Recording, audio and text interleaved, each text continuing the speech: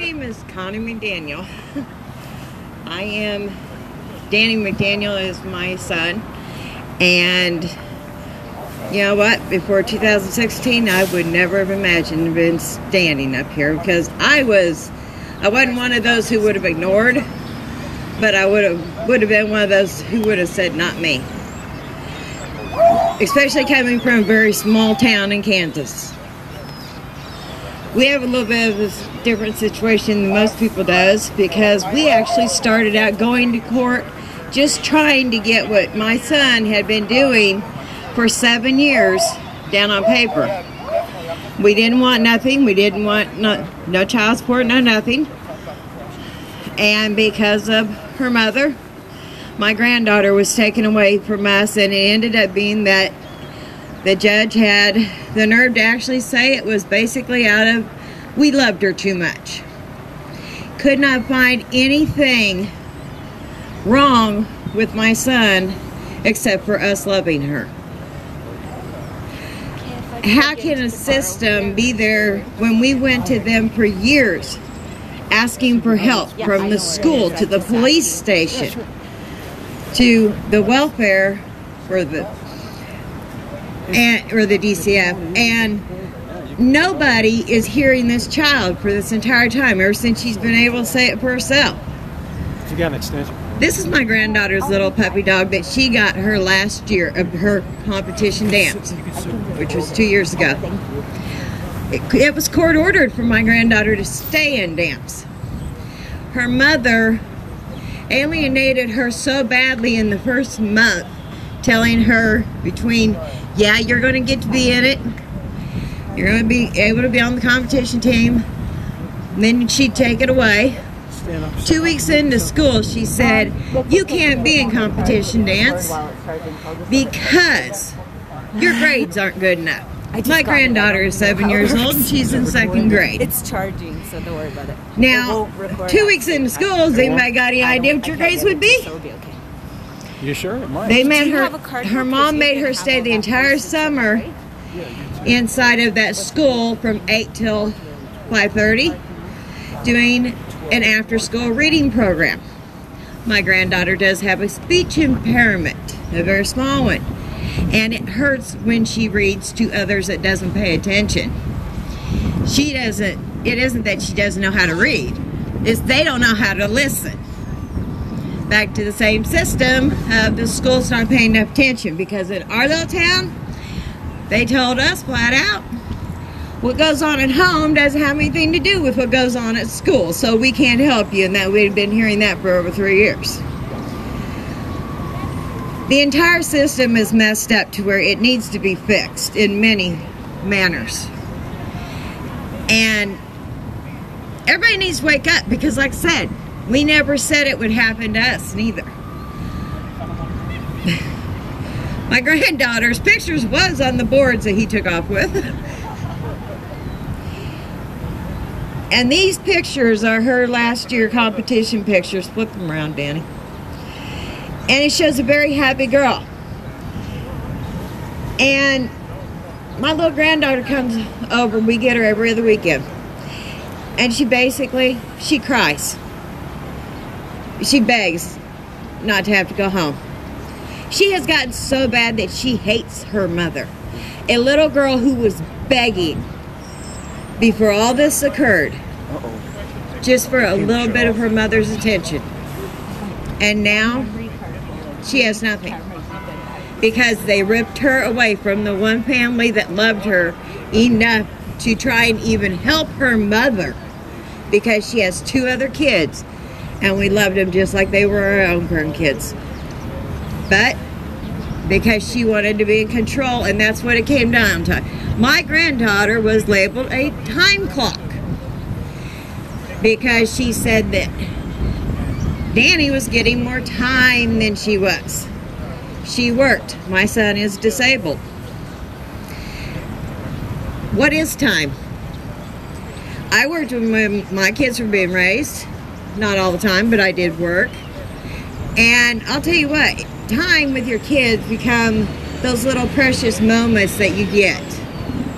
out of watching the special things, the football games, the basketball games, those kind of things, those winning moments, the first time they walk, and all those things from day one. She never cared to hear about what she was missing. People are not realizing, and you don't stop to think about what you miss until it's gone.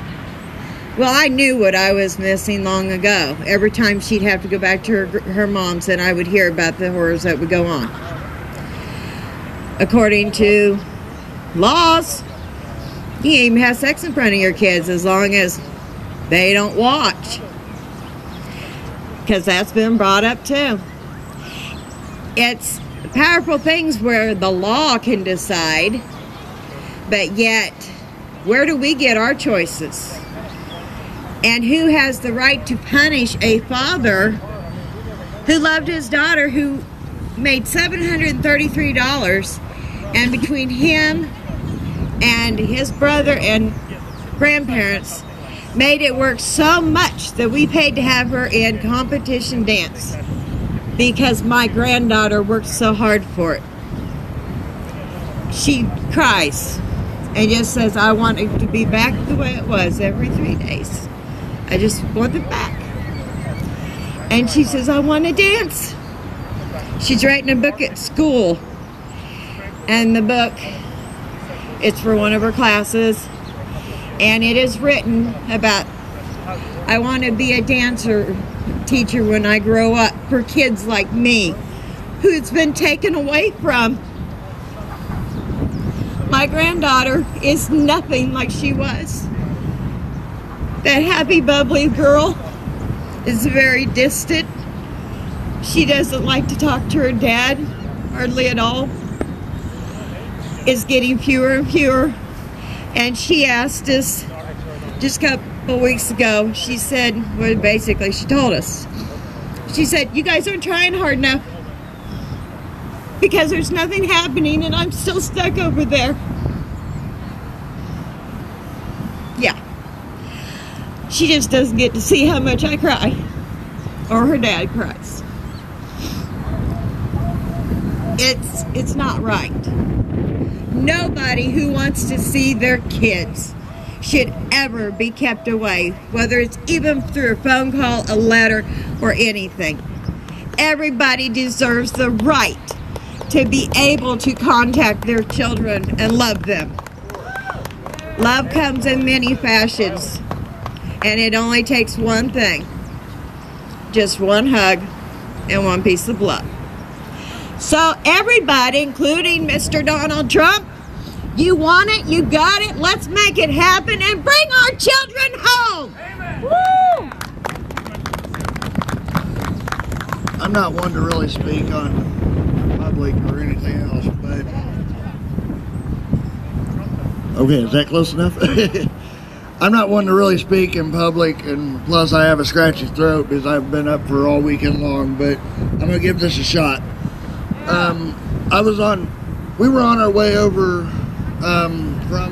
from Kansas on Saturday, and I call my daughter every night about 7:50, and I get to talk to her, hopefully, maybe. Sometimes I don't because her mom doesn't let me, and sometimes she does. But I had one of the worst feelings in my entire life this weekend whenever my daughter told me on the phone, Dad, I don't want to talk to you. I don't hear it very often. I hear it sometimes because she gets busy playing before bed and things like that. But the worst feeling was whenever she didn't even want to tell me she loved me and she decided to hang up on me. Didn't even want to do her nightly prayer that we do on the phone. I went from this high level of energy driving, mind you. I just drove 14 hours and I was still driving, and it just hit me all at one time. I sunk. The lowest that I could ever be is when my daughter won't even tell me she loves me, and there's something hidden and something wrong, and I know there is, and I just can't prove it because nobody wants to talk to me out of that family. I try to ask about her therapy appointments. I get no answer. I can't even get to the therapist because the therapist won't even talk to me. They refuse to because in our court orders it says that I have shared custody, but yet they won't give me my shared custody or my rights to my daughter, saying that the stuff that's going on in therapy, they won't do anything. Even the schools are saying, even though it's 50-50, it's not 50-50. I get her every 3 days or 6 days a weekend, or 6 days a month. Plus, I get her for a few hours on a Wednesday night. That's not shared. Joint custody is a sham. 50-50 is the only way to go. Yes, and the school even said that I'm supposed to be receiving everything. I don't know when she's been bad or when she's been good or anything else. I've been labeled as this good parent because she doesn't get in trouble with me at my house, but yet everybody thinks that I'm just this playground parent. I don't want to be that. And I'm not that. I've raised my daughter for 7 full years. And then all of a sudden I go to court just to get things on paper, and I get turned down, and I'm the one who gets shoved away. That's not fair. It's not fair to anybody, moms, dads, grandparents, aunts, uncles, or anybody to lose their children. This is not a fair system. This is not anything fair. Why should a child have to be split between homes and not even see their parent but 1 or 2 days a month or 3 days or a couple hours even? That's not fair to them to have to. Do you realize that it's more hurt to have to see your child for 3 days and then they go home and you don't get to see them for 7 more? That's not fair. I'm tired of this. We need to get this to end, and we need to get it to stop now for every child out there. I don't just fight for mine, and even if I was to win mine back today, I would not stop fighting, because it's not just for me. It's for every child out there. It's for every parent out there who's suffering, who may not even get a phone call once a year from their children. That's not fair. Why do us good parents that try our best for our children get to be the one who gets to be hurt? Why the other parent gets to be able to go sleep around with whoever they want to, have whoever they want to over at their house, but yet the one parent who does love their children is the one who gets abandoned? It's not fair. This system needs to change. It needs to change today. And yes, I do agree with what Brian said. There's so many people walking around here. Do you realize how much I hold my head down in my own town now? I was raised there, and I've been there for 27 years. And now I have to hold my head down because I have been turned against my own town. Nobody wants to listen to me. Go to your courthouse, demonstrate. And that's what I'm hoping to do. I'm hoping to be able to start a big rally there in Miami County, Kansas. I'm hoping to get people to stand behind me. Absolutely. It takes one, but it takes a lot more. And I'm going to tell you what, I'll stand out there every day if I had to. There you go. But it also takes other people to stand behind us and work with us, not against us. Family courts are domestic terrorists. Yes, they are. Even if you're alone, brother, your voice will be heard. Yes, it will. But, I mean, I have so much more I can say. I'm really tired and exhausted. So, I mean, most of you I have on Facebook, but you guys can hear my full story. I have a transcript, and I have court-proof paper sitting in the back of my van right now that has everything from what the court has said, how much I've been lied about, how much I was screwed on, and how much just this system, I have proof. I even have pictures of bruises of my daughter coming back from her mother, and the system don't give a crap. But that's all I have to say. Thank you all. Woo! For everybody who's walking around out there just thinking this won't happen to you, one day it might. No, it does. It does. It affects them anyway because of their taxes. You jumped ahead of me, Brian. This so-called good mom ran our bailiff off the first day of court to where he was so sick by noon.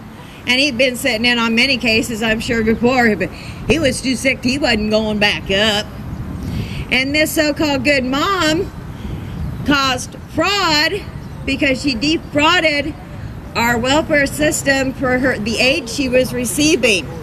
Now, whose pocket does that come out of when you talk about welfare?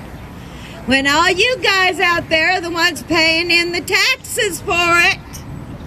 But she gets away with it, and there was proof on that fact. So how does it affect you? Because it is affecting your taxes in one way or another. By Title 4D and E. And then also by the other programs that are put together to help our kids, but yet they're being misused. When you go to retire, you'll have no Social Security because it's going into the family court system. Yep, there won't be no Social Security, and where is your grandparents and great-grandparents stuck at half the time? In these rundown systems?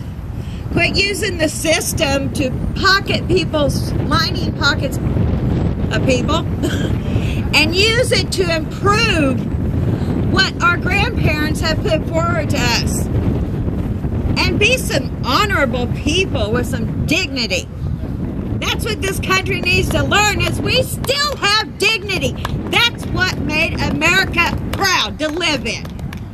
And the morals, there is no more morals when you're letting things like this happen. So everybody out there, think when you go to bed tonight, as you kiss your kids goodnight. $100 billion a year of your Social Security money is going into corrupt family courts to steal children.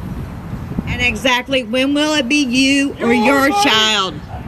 Everybody's Thank you. money. When you Thank you for that.